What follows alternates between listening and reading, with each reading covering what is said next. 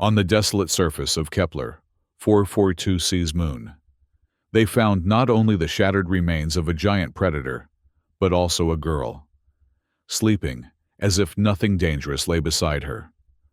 Only when she woke up did the entire galaxy realize they had just discovered a mystery powerful enough to overturn all preconceptions about strength and power. On the barren, acid-scorched surface of Kepler 442c's third moon, the Tethkari scanning vessel, Prudent Inquiry, performed its routine sweep of Sector 847 Zeta. This forbidden zone had remained under strict quarantine for over 3 centuries, due to what the Galactic Union classified as extreme biological anomalies. The atmosphere inside the ship matched the tedium of the mission: stale recycled air, heavy, with the scent of processed nutrient packs, and the gentle hum of life support systems that had run without interruption for 17 years. Senior Survey Technician Vexi absently tapped a 3-fingered hand against the triphoton scanner, a ritual percussion maintenance technique passed down through generations of Tethkari technicians. The scanner had been acting up lately, giving phantom readings across the forbidden zone. Vexi suspected it was simply accumulating dust in the primary calibration chamber, a common issue with Union-issued equipment that was designed to last for centuries, but invariably required maintenance after a few decades. Another pass completed. 0 anomalies detected, Vexi muttered, typing the standardized report code into the terminal. It was the same report filed every 6 hours for the past 17 years.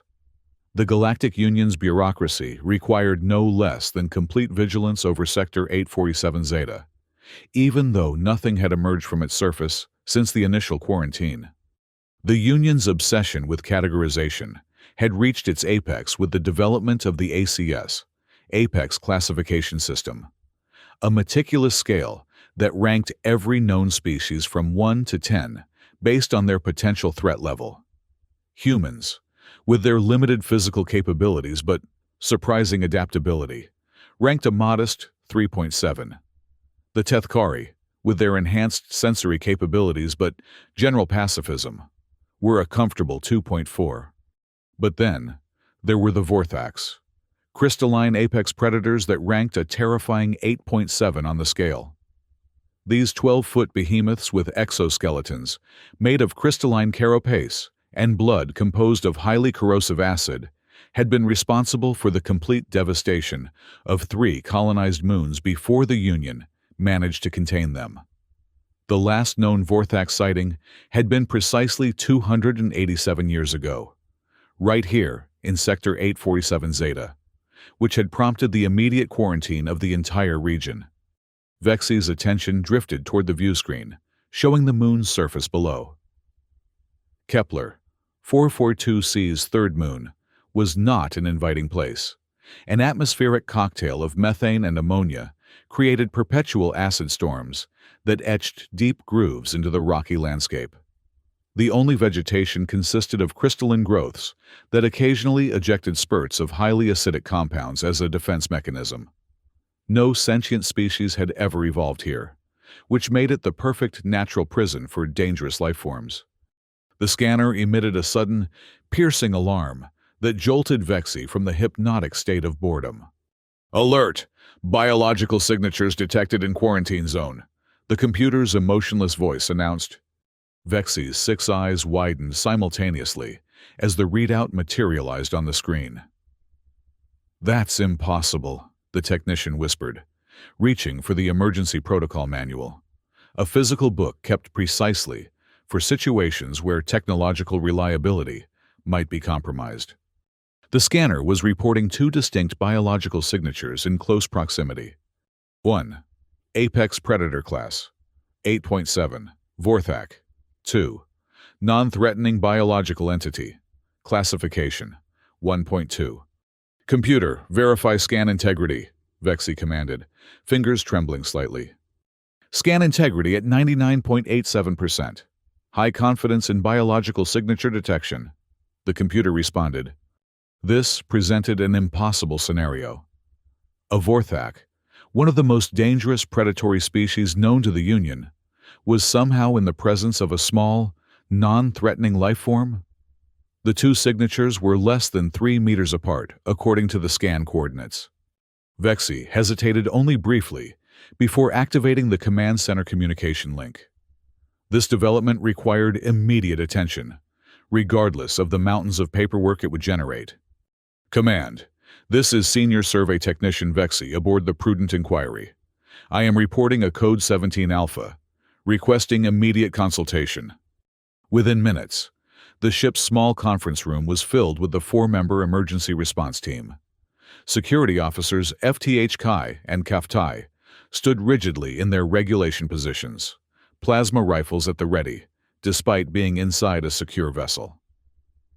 Medical Officer Jael Thorne, a lanky humanoid with pale blue skin, nervously flipped through the biological containment protocols on a transparent tablet. And Captain Loreth, a veteran of 3 major conflicts who had been assigned to this backwater posting as a form of semi-retirement, looked more annoyed than concerned. "Show me the scan data," Captain Loreth demanded. Vexi projected the readings onto the central holographic display. The biological signatures pulsed in different colors, the Vorthak in threatening red, the unidentified smaller entity in neutral green. "Union protocols are clear," Security Officer FTH Kai stated. "Any detection of an Apex-class creature above 7.5 requires immediate notification to Central Command and the dispatch of a specialized containment team, which would take approximately 47 standard days to arrive," Captain Loreth noted dryly, "by which time whatever is happening down there will have long since resolved itself." "We could send a drone," Vexi suggested. "Last drone we sent into an acid storm returned as a puddle of melted components," Kaftai reminded them. Jael Thorne cleared his throat. "Actually, I believe there's a third option. According to subsection 42B of the Emergency Response Protocols, a minimal reconnaissance team may be deployed for visual confirmation in cases where immediate action is deemed necessary to prevent greater harm." The room fell silent as everyone considered the implications. Setting foot on a quarantined moon was technically a violation of at least 17 Union regulations. But failing to investigate a potential Vorthak sighting might be considered negligence of duty, a far more serious offense. "A minimal team," Captain Loreth repeated thoughtfully. 4 members would be sufficient: the 2 security officers, Medical Officer Thorne for biological expertise, and Technician Vexi to operate scanning equipment. The regulations actually call for at least 57 xenobiologists, 4 philosophers, and 2 diplomats when approaching any species ranked above Class 8, Kaftai pointed out. "Do you see 63 extra crew members on this vessel?" Captain Loreth snapped. "We will maintain safe distance, record visual confirmation, and report immediately. No contact, no samples, no heroics." And so, despite the mountain of regulations explicitly forbidding such action, 4 crew members of the Prudent Inquiry found themselves boarding a small, atmospheric shuttle less than an hour later. The shuttle, designed for harsh environmental conditions, resembled a metallic beetle with reinforced plating to withstand the acid rains. As they descended through the toxic clouds, Vexi reviewed the mission parameters. "We land 1 kilometer from the detection site, approach on foot to maintain stealth, visually confirm the biological entities, and return immediately. Total surface time, less than 30 minutes. The acid rain pattered against the shuttle's exterior, creating an ominous percussion as they touched down on the barren surface. Each crew member donned a fully enclosed environmental suit with triple-layered acid protection. The suits were bulky and reduced mobility, but they were the only thing standing between them and a painful, dissolving death on this inhospitable moon. They trudged across the rocky terrain, portable scanners guiding their path toward the biological signatures. The landscape was even more forbidding up close. Jagged crystalline formations jutted from the ground like teeth, occasionally releasing jets of acidic vapor that forced the team to take detours. Signatures are just beyond that ridge, Vexi announced, pointing to a small hill covered in a forest of acid-spewing crystal growths. The readings are unchanged. Both entities remain in close proximity. Weapons ready, FTH Kai instructed, raising his plasma rifle. Kaftai mirrored the action, the neural interface in their helmets allowing them to target with microscopic precision, despite the bulky suits. They crested the ridge and looked down into a small clearing, surrounded by the crystal forest. What they saw defied all logical explanation. In the center of the clearing lay the massive form of a Vorthak, unmistakable with its crystalline exoskeleton and imposing bulk. But the predator wasn't moving. Its form was shattered, cracked open like an egg. Pools of its highly corrosive acid blood had burned deep craters into the surrounding ground. And beside it, curled up in what could only be described as a sleeping position, was a human female. "Impossible," Jael Thorne whispered, adjusting the settings on his binoculars. "She should be dead. The acid alone would have dissolved any unprotected organism within seconds." Yet, there she was, a woman in simple work clothes, appearing to be in her late 20s by human standards, sleeping peacefully next to one of the most dangerous predators in the known galaxy. No protective suit, no visible weapons, nothing to explain how she had not only survived, but apparently defeated a Vorthak. "Scan her," Captain Lorith commanded through the comlink from orbit. Vexi aimed the portable scanner at the sleeping woman.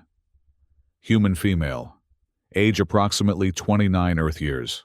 No cybernetic enhancements detected, no energy weapons detected, no abnormal biological signatures.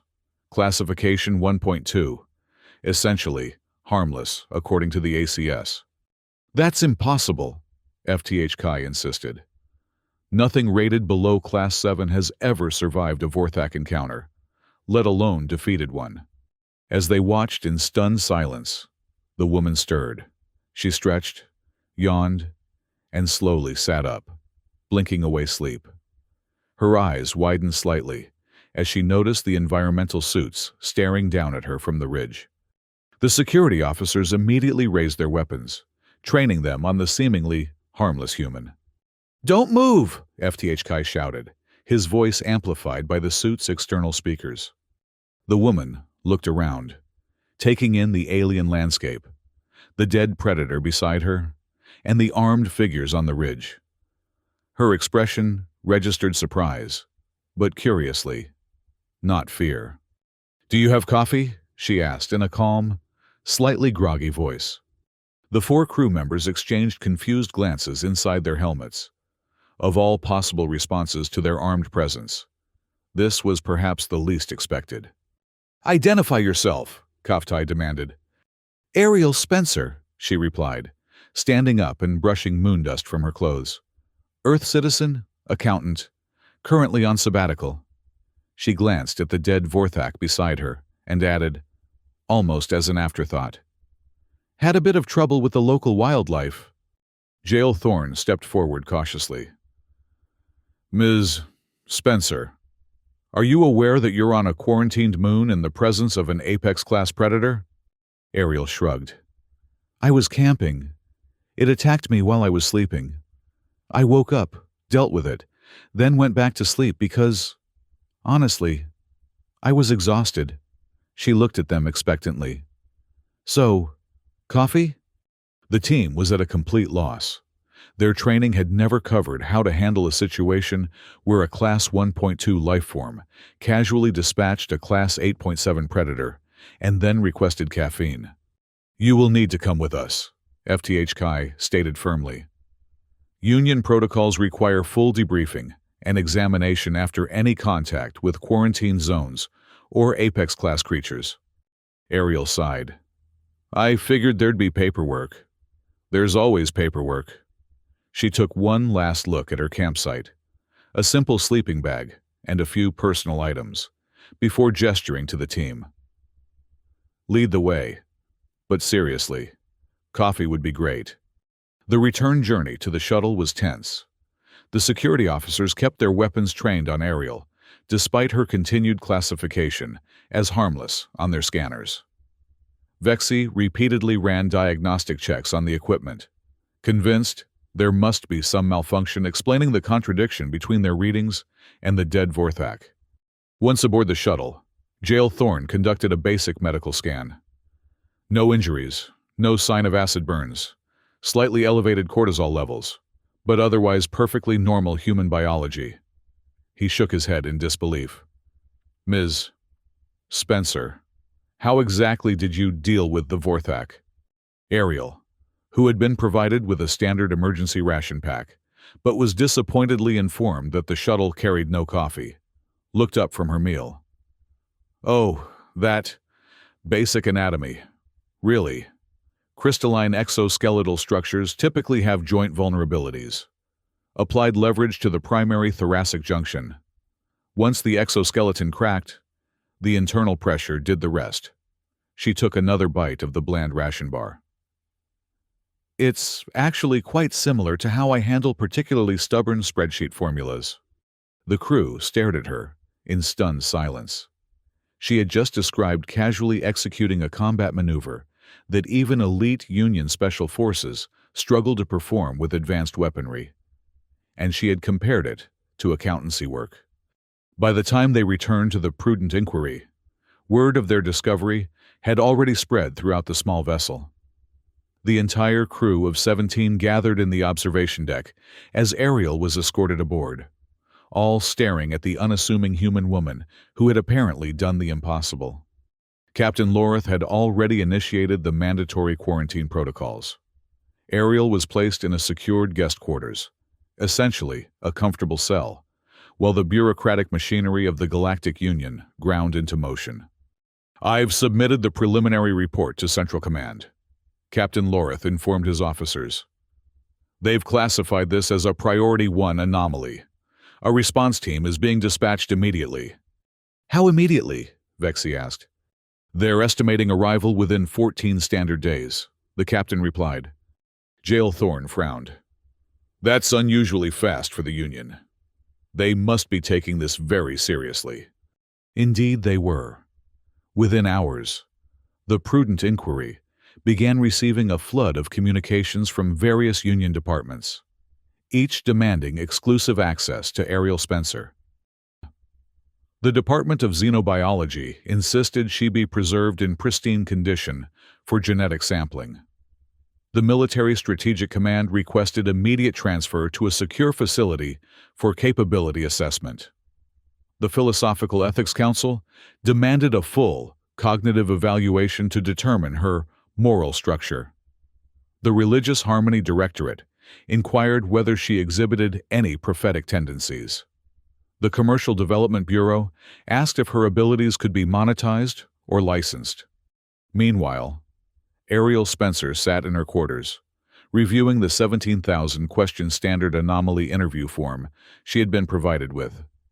After scanning through the first 100 questions, she set the tablet aside and stretched out on the bed. Do you really need to know my genetic lineage back 15 generations? She asked the empty room, knowing the surveillance systems would relay her question. And what relevance does my favorite color have to anything? Jael Thorne, who had been assigned as her primary liaison due to his medical background and similar bipedal physiology, entered the room carrying a fresh tablet. I apologize for the thoroughness of the questionnaire. Ms. Spencer, Union protocols are quite comprehensive. Call me Ariel, she said. And I understand bureaucracy. I'm an accountant. I live in a world of unnecessarily complex forms and procedures. She sat up. But I have to tell you, I'm not going to sit here for weeks filling out paperwork. I have a dentist appointment back on Earth in 3 weeks, a cat that needs feeding, and a camping insurance claim to file. Jael looked uncomfortable. I'm afraid your return to Earth may be delayed. The Union has invoked the Anomalous Entity Containment Act of 2172. You're to remain under observation until they can determine exactly how you were able to neutralize a Vorthak. Ariel's expression didn't change, but something in her eyes hardened slightly. I told you how I did it. Basic anatomical knowledge and applied leverage. I'm not a weapon, not a threat, and definitely not an anomalous entity. I'm an accountant on vacation who had the misfortune of camping in the wrong spot. Nevertheless, Jail continued, the Union takes Apex-class encounters very seriously. The last Vorthax sighting resulted in the deaths of over 7,000 colonists. The fact that you neutralized one single-handedly is unprecedented. So I'm being detained against my will because I defended myself efficiently, Ariel asked, her voice remaining calm but taking on a subtly harder edge. Not detained, Jail corrected quickly. Protected, observed, studied, perhaps, but only with your consent. He paused. The Union is simply trying to understand. Ariel stood up and walked to the small viewport that showed the stars beyond. How long will your Union's understanding take? I have limited vacation days. Before Jail could answer, an alert sounded throughout the ship. Captain Lorith's voice came over the intercom. All personnel, prepare for approaching vessel. Union research vessel Exhaustive Inquiry has arrived and requests immediate docking clearance. Jail's eyes widened. That's impossible. They weren't due for another 13 days. Ariel turned from the viewport. I guess news travels fast when someone kills a big, scary monster. Indeed. News of Ariel Spencer had spread through the Galactic Union with unprecedented speed. The initial report from the Prudent Inquiry had been flagged by 17 different automated alert systems, each escalating the priority of the information through various bureaucratic channels. Within hours, emergency sessions had been convened across multiple departments. The arrival of the Exhaustive Inquiry was just the first physical manifestation of the storm brewing throughout Union space. The research vessel was 3 times the size of the Prudent Inquiry, packed with specialized personnel and equipment designed for the most sensitive and critical scientific investigations. As soon as docking procedures were complete, a stream of officials boarded the survey vessel. Leading them was Dr. Phalant Tarnas, head of xenobiology for the entire 5th Sector, a tall, thin humanoid with gray skin and 6-fingered hands that never seemed to stop moving. Where is the specimen? Were his first words upon entering the command deck. Captain Lorith bristled at the terminology. If you're referring to Ms. Spencer, she is in guest quarters under standard observation protocols. Dr. Tarnas waved a dismissive hand. Have her transferred to our containment facilities immediately. We've prepared a comprehensive examination schedule. With all due respect, Dr. Jail Thorne interjected. Ms. Spencer has been cooperative thus far. I'm not certain forcing her into containment is the most diplomatic approach. Dr. Tarnas fixed Jail with a cold stare. When dealing with an entity capable of neutralizing an Apex-class predator with bare hands, diplomacy is secondary to security. The potential threat is non-existent. Ariel's voice came from the doorway. Somehow, she had made her way to the command deck unescorted. The security officers immediately reached for their weapons, but stopped short of drawing them. I've answered your questions. I've submitted to your scans. I've been patient with your protocols. But I am not a specimen, and I will not be contained. The command deck fell silent as Dr. Tarnas turned to face Ariel. For a moment, genuine fear flickered across his features before he composed himself. Ms. Spencer, he said with forced cordiality, you must understand the unprecedented nature of your situation. A Class 1.2 entity, defeating a Class 8.7 predator, defies all established biological principles. It suggests capabilities that our scans cannot detect, capabilities that could potentially pose a significant threat to Union security. Ariel crossed her arms. Or it suggests that your classification system is flawed and your technology isn't as advanced as you think it is. A murmur ran through the assembled officials. Such direct criticism of Union systems was rarely heard, especially from a representative of a relatively junior member species like humans. Perhaps, Dr. Tarnas conceded reluctantly.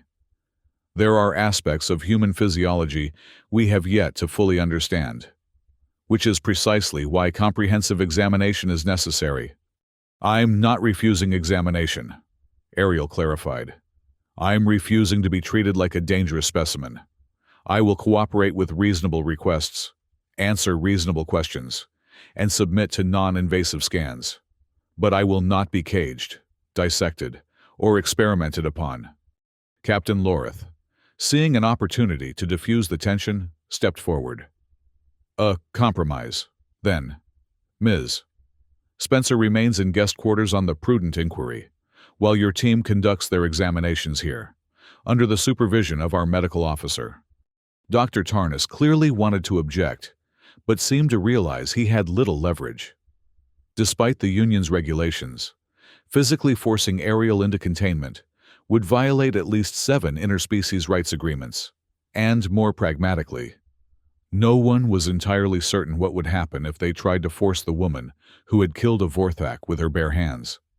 Very well, he agreed stiffly. We'll begin with a full genetic sequencing and neural mapping, standard non-invasive procedures. And so began what would later be known throughout Union space as the Spencer examinations. For 3 full days, Ariel submitted to an endless battery of tests. She provided blood samples, tissue samples, and brain scans. She demonstrated her strength, reflexes, and cognitive abilities through various standardized tests. She answered thousands of questions about her background, training, and the encounter with the Vorthak. Throughout it all, she remained cooperative but firmly established boundaries. When asked to demonstrate combat techniques, she simply stated, "I don't know any. I'm an accountant." When pressed about how she had known the Vorthak's weakness, she explained, "I didn't. I just applied pressure to what looked like a joint until something gave way." By the end of the 3rd day, Dr. Tarnas was visibly frustrated. Every test had confirmed what the initial scans had shown. Ariel Spencer was a perfectly normal human being. Her strength was average for her species and build. Her reflexes were unremarkable. Her genetic sequence showed no abnormalities or enhancements. By all measurable standards, she should have been utterly incapable of defeating a Vorthak.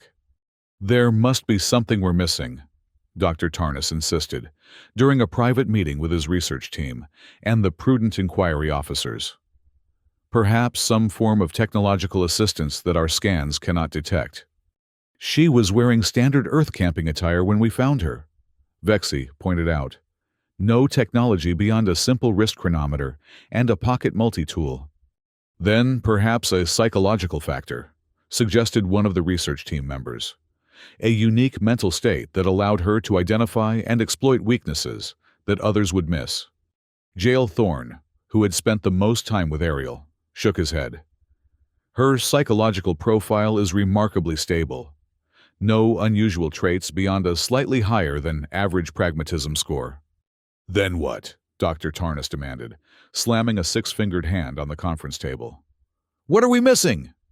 Perhaps, Captain Lorith suggested quietly. You're overthinking this. Not every anomaly requires a complex explanation.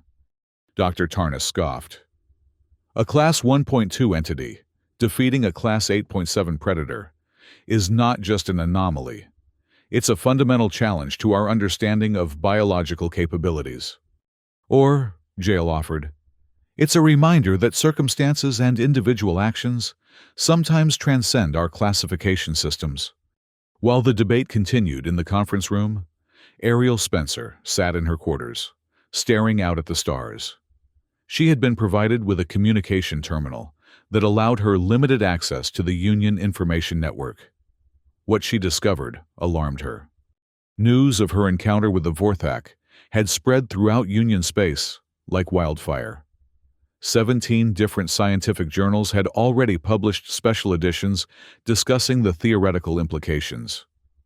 Military strategists were analyzing the potential for human biological weapons. Religious leaders were declaring her either a blessed anomaly or a dangerous omen. And throughout it all, the bureaucratic machinery of the Union continued to grind forward. 3 separate committees had been formed to revise the Apex classification system. 5 research grants had been approved for the study of Spencer methodology. A diplomatic delegation from Earth was en route to ensure their citizens' rights were being respected. Ariel's simple camping trip had somehow become a galactic incident. When Jael Thorne visited her quarters that evening, he found her composing a message on the terminal. "Catching up with friends back home?" he asked conversationally. "Writing to my employer," she replied without looking up. "Explaining that my vacation may be extended due to unforeseen diplomatic complications." Jael hesitated before delivering his news. "I'm afraid it may be extended quite significantly. The High Council has requested your presence at Central Hub for a full hearing." This finally drew Ariel's attention away from the terminal. "The High Council? Isn't that the governing body for the entire Union?" "Yes. Your case has been escalated to the highest levels. They want to hear your testimony directly and determine the appropriate response to your abilities."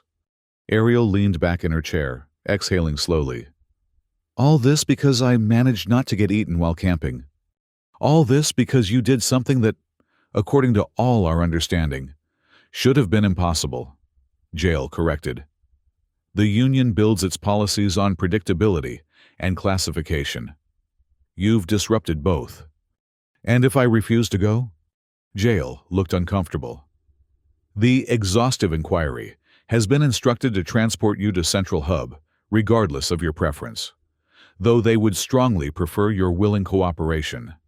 Ariel was silent for a long moment, staring out at the stars. "How long will this journey take?" "Approximately 17 days at standard FTL speeds. And I suppose there's still no coffee?" Despite himself, Jael smiled. "I'll see what I can requisition before departure." 2 days later, Ariel Spencer found herself aboard the Exhaustive Inquiry, headed for the Central Hub of the Galactic Union. Her quarters were more spacious than those on the Prudent Inquiry, but the increased comfort did little to alleviate the fundamental reality. She was being transported against her will to face judgment for the crime of surviving. The journey provided ample time for reflection. Ariel had never considered herself remarkable in any way. Back on Earth, she had been a competent but unremarkable accountant for a mid-sized corporation. Her decision to take a sabbatical and explore the newly opened camping routes on Union-approved planets had been driven more by a desire for quiet solitude than adventure. How ironic that her attempt to escape the mundane had thrust her into the center of a galactic controversy. As the days passed, Ariel found herself becoming something of a reluctant celebrity among the research vessel's crew. Many had initially regarded her with fear or suspicion, but her calm demeanor and practical attitude gradually won them over. She spent hours in the ship's recreational area, teaching crew members Earth card games and listening to their stories of Union space. Dr. Tarnas remained aloof, continuing his tests and examinations with clinical detachment. But even he seemed to soften slightly when Ariel showed genuine interest in his explanation of xenobiological classification principles. "The problem," he explained during one session, "is that our entire system is based on observable capabilities. Strength, speed, natural weapons, defenses. These can all be measured and quantified. But your defeat of the Vorthak suggests factors we cannot currently measure. Or it suggests that your system places too much emphasis on physical attributes and not enough on adaptability and problem-solving." Ariel countered. "The Vorthak was stronger and faster. Yes, but it was also predictable. It attacked according to its nature, without consideration for vulnerabilities or consequences." Dr. Tarnas made notes on his tablet. "An interesting perspective. You're suggesting that intelligence and adaptability should be weighted more heavily in our classification system?" "I'm suggesting that no classification system can fully account for individual circumstances and decisions," Ariel replied. "Sometimes, The outcome of an encounter has less to do with inherent capabilities and more to do with specific choices made in the moment. This philosophical exchange set the tone for much of the journey. What had begun as a scientific examination gradually evolved into a broader discussion about the limitations of classification and the unpredictability of individual action. By the time the exhaustive inquiry approached Central Hub, news of Ariel's impending arrival had spread throughout the massive space station.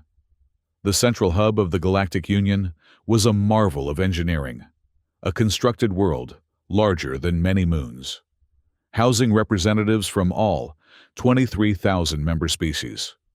Its 5-kilometer-tall central administrative building contained 43,000 meeting rooms, each dedicated to a specific aspect of Union governance. As the research vessel docked, Ariel could see through the viewport that an unusual reception committee had gathered. Rather than the expected security detail, representatives from at least a dozen different Union departments stood waiting, each clutching tablets and documents. "Looks like the bureaucracy is out in force," she commented to Jael, who had chosen to accompany her from the prudent inquiry. "The High Council rarely convenes for individual cases," he explained. "Your hearing has created quite a stir." "All I want is to go home," Ariel sighed. "Back to Earth, back to my apartment, back to my cat and my unremarkable job." Jael gave her a sympathetic look. "After today, I'm not certain unremarkable will ever apply to you again." The moment Ariel stepped off the ship, she was surrounded by officials, each speaking over the others in their haste to claim her attention. "Ms. Spencer, the Department of Xenobiology requires additional samples. Military Strategic Command has prepared a specialized training program. Philosophical Ethics Council requests your participation in a 17-system symposium on post-ethical implications. Religious Harmony Directorate believes your experience may represent a cosmic signifier." Ariel held up her hands, and to her surprise, the cacophony ceased immediately. Apparently, word of her Vorthak encounter had established a certain level of respect, or fear. "I appreciate your interest," she said calmly, "but I will be addressing the High Council directly, as requested. Any departmental inquiries can be submitted through proper channels afterward." The officials exchanged glances, clearly unaccustomed to such direct dismissal. A new figure stepped forward, a tall, uniformed individual with the insignia of Union Naval Command. "Admiral Keth Boren," he introduced himself with a stiff nod. "I'll escort you to the council chambers. They're waiting." The walk through Central Hub was an experience in itself. The massive corridors were filled with representatives of countless species, many of whom stopped to stare as Ariel passed. News of the human who killed a Vorthak had clearly spread far and wide. Admiral Boren maintained a professional distance as they walked, but Ariel could sense his curiosity. "Is there something you'd like to ask, Admiral?" she prompted. He hesitated before responding. "Is it true that you were asleep when the Vorthak first approached?" "I was," Ariel confirmed. "I woke up when it disturbed my campsite." "And you weren't afraid?" Ariel considered this. "I was terrified, but fear doesn't preclude action." The Admiral nodded thoughtfully, but said nothing more as they continued toward the council chambers. The High Council of the Galactic Union consisted of 17 representatives, selected from member species based on a complex rotation system designed to ensure balanced representation. They sat in a semicircular arrangement in a vast chamber that could accommodate thousands of observers. Today, every seat was filled. As Ariel was led to the central speaking position, she took in the scene. The council members represented a diverse cross-section of Union species, some humanoid, others utterly alien in form. Behind them, holographic displays showed real-time translations in hundreds of languages. The chief counselor, a Zephyrian whose body existed primarily as organized sound waves contained within a specialized environmental suit, began the proceedings. The translation came through clearly in Ariel's earpiece. "Ariel Spencer of Earth, You stand before the High Council of the Galactic Union due to the unprecedented nature of your encounter with an Apex-class predator. This hearing is not accusatory, but investigative. We seek to understand and learn. Ariel nodded. I understand and am willing to assist. Please recount, in your own words, the events that transpired on Kepler 442c's third moon. Ariel took a deep breath and told her story simply. She explained her desire for solitude and adventure that had led her to book a camping experience in what she had believed was a remote but safe location. She described waking to find the massive predator tearing through her campsite. The moment of terror, followed by the clarity of necessity. She detailed, as best she could recall, the instinctive way she had identified the joint in the creature's exoskeleton and applied pressure until it gave way. And after neutralizing the Vorthak, you went back to sleep? One council member asked incredulously. I was exhausted, Ariel explained. The adrenaline crash after the encounter left me drained, and since the immediate threat was eliminated, sleep seemed the most practical response. This simple statement caused a stir among the observers. The idea of sleeping beside the corpse of an apex predator seemed to challenge their understanding of appropriate human behavior. Professor Yandra, representing the Philosophical Ethics Council, leaned forward. Ms. Spencer, do you regard the taking of life, even that of a predator, with such casualness that you could sleep peacefully afterward? Ariel frowned. I don't take any life casually. Professor, I defended myself against an immediate threat. Once that threat was neutralized, continuing to dwell on it would have served no purpose. A remarkably pragmatic perspective, noted another council member. I'm an accountant, Ariel replied. Pragmatism is professionally advantageous. This exchange set the tone for the next several hours, as the council and various invited specialists questioned Ariel about every aspect of the encounter. Throughout it all, she maintained her composure, answering directly and practically, occasionally expressing surprise at the level of importance being attached to what she viewed as a simple matter of survival. Finally, Admiral Boren addressed her directly. Ms. Spencer, given your demonstrated ability to neutralize an Apex-class predator, would you consider sharing your techniques with Union Defense Forces? Your knowledge could save countless lives. Ariel shook her head. Admiral, I have no techniques to share. I acted on instinct and basic anatomical knowledge. I cannot teach what I don't formally know myself. But perhaps with proper analysis of your neural patterns during simulated encounters, began Dr. Tarnas, who had been invited to provide scientific context. No, Ariel interrupted firmly. I've cooperated with your examinations. I've answered your questions. I've appeared before your council, but I will not become a research subject or a weapon. I am a citizen of Earth, a member world of this union. I have rights, including the right to return home and resume my life. A murmur ran through the chamber at this direct assertion. The chief counselor raised a manipulator appendage for silence. Ms. Spencer raises a valid point regarding citizen rights, the counselor acknowledged. However, the unprecedented nature of this situation places us in uncharted regulatory territory. Ariel sensed the conversation beginning to circle back toward extended detainment and further study. She decided it was time to be absolutely clear. Distinguished counselors, she said, rising to her feet. I understand that my encounter with the Vorthak challenges your classifications and raises questions about human capabilities. But I am not a statistical anomaly to be studied indefinitely. I am not a weapon to be analyzed and replicated. I am not a philosophical conundrum or a religious omen. She paused, looking around the chamber to ensure she had everyone's attention. I am an accountant. I was camping, was attacked, defended myself efficiently, and went back to sleep because I was tired. That is the entirety of this situation. I have complied with your investigations out of respect for your concerns. But my patience is not unlimited. I wish to return to Earth, to my apartment, to my cat, and to my dentist appointment.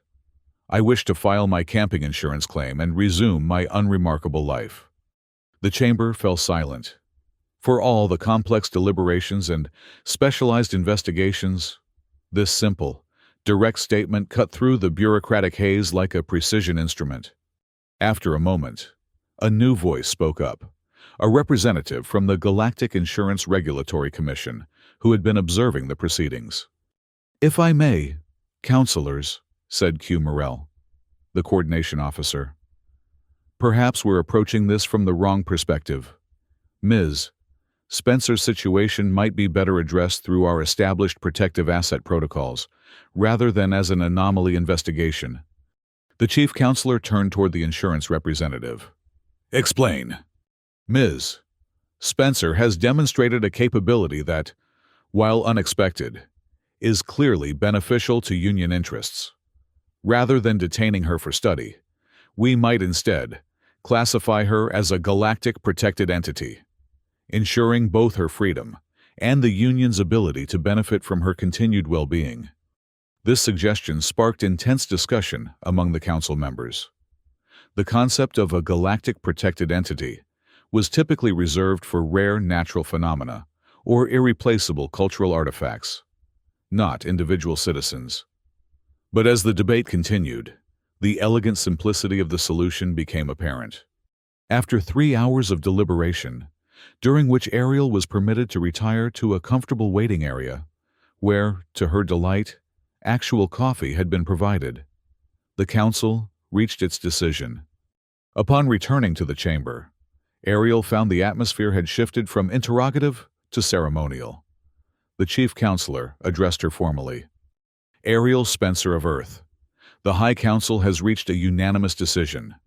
You will be designated as a galactic protected entity, with all the rights and privileges thereof. This status includes, first, diplomatic immunity across all Union territories. No entity may detain, study, or restrict you without your explicit consent. Second, full coverage of all travel and medical expenses throughout Union space, including compensation for your interrupted camping experience. Third, a stipend equivalent to what our analysts have termed a divine pension, sufficient to ensure your financial independence for life. In exchange, we request only that you attend 2 ceremonial functions annually and provide practical reports on any camping expeditions you undertake." Ariel blinked, processing this unexpected outcome. "That's quite generous. May I ask why?" Admiral Boren, who had apparently been instrumental in the final decision, stepped forward. "The Union values exceptional individuals. Ms.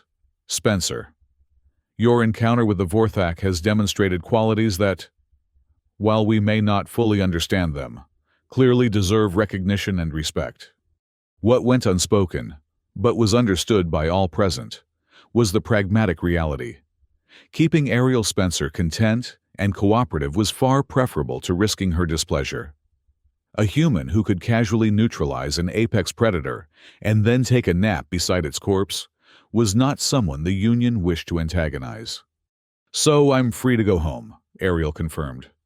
"You are free to go wherever you wish within Union space," the chief counselor clarified. "A diplomatic vessel has been prepared to transport you to any destination of your choosing." Ariel thought for a moment. "Earth first. I have a dentist appointment and a cat to feed. But afterward, I think I might like to continue my camping trip. There are several moons in the Proxima system that were on my original itinerary, and so concluded what would later be documented in Union records as the Spencer Incident. Within days, Ariel was aboard a luxury diplomatic vessel bound for Earth, accompanied by a small contingent of Union representatives tasked with ensuring her comfort and safety. The story of her encounter spread throughout Union space, growing with each retelling. In some versions, she had fought the Vorthak in epic hand-to-hand combat. In others, She had tamed it with mysterious human powers before mercifully ending its life. Religious sects began incorporating her into their cosmologies as a harbinger of balance or judgment.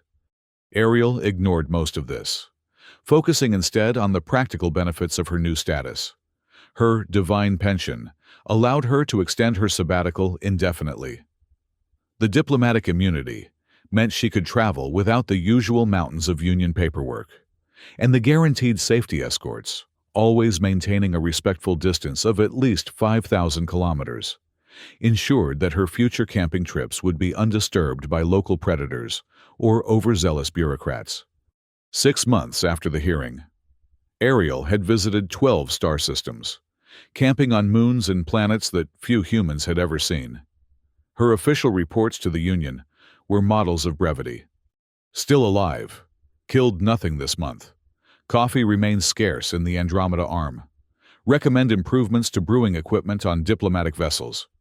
The Union, for its part, gradually came to terms with the reality that their careful classification of species might not capture the full complexity of individual capability and circumstance.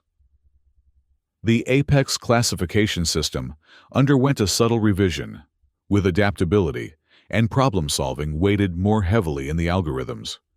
Research into Spencer methodology continued, but without its namesake's direct participation. The most promising results came not from attempting to replicate her specific actions, but from embracing her pragmatic approach to survival, identifying vulnerabilities through observation rather than relying solely on established protocols. Admiral Boren, who had become something of an advocate for human integration into Union defense strategies, occasionally received personal messages from Ariel as she traveled. These typically consisted of spectacular vistas from remote worlds and brief notes about the quality of local coffee substitutes. Professor Yandra's Symposium on Post-Ethics eventually concluded that Ariel's actions represented not a moral anomaly, but a reminder of the fundamental right to self-preservation that transcended species boundaries. This conclusion was published in a 17-volume philosophical treatise that Ariel never read, but politely accepted a copy of during one of her obligatory ceremonial appearances. Dr. Tarnas continued his research, eventually publishing a groundbreaking paper on contextual adaptability as a survival mechanism. He credited Ariel Spencer as the inspiration, though they never spoke again after Central Hub. And Vexi, the Tethkari technician, whose routine scan had initiated the entire incident, received a commendation for diligence in anomaly detection and a promotion to chief survey technician aboard the Prudent Inquiry. The vessel continued its monitoring of Sector 847 Zeta, though with notably increased attention to detail in its scanning procedures. As for Ariel Spencer herself, she found a certain peace in her new existence. The universe, it turned out, was full of quiet moons and serene landscapes, perfect for a woman who valued solitude and practical solutions. Her encounters with the diverse species of the Union broadened her perspective, while her inherent pragmatism kept her grounded. Occasionally, when camping under alien stars, she would reflect on the strange twist of fate that had transformed her from an unremarkable accountant to a galactic protected entity. The bureaucracy that had initially threatened to entangle her had, ironically, granted her a freedom few humans had ever experienced. Her final report of the year to the Union contained a single additional line beyond her usual brevity. "Thank you for the improved coffee supplies. The universe is quieter when properly caffeinated." The report was filed, processed through 17 departments, analyzed by 4 committees, and eventually archived in the permanent records of the Galactic Union. A small, practical footnote in the continuing story of interspecies relations and the unpredictable nature of individual capability. And somewhere in the vast administrative building on Central Hub, a junior clerk filing the report paused to wonder about this human who had accidentally shaken the foundations of Union classification systems and then simply gone camping. Perhaps, the clerk mused, There was a lesson there about the value of simplicity in a complex galaxy. The clerk promptly filed a request to form a committee to explore this thought further, and the great bureaucratic machinery of the Galactic Union continued its eternal motion, slightly altered, but fundamentally unchanged, by its encounter with Ariel Spencer, accountant, camper, and reluctant legend.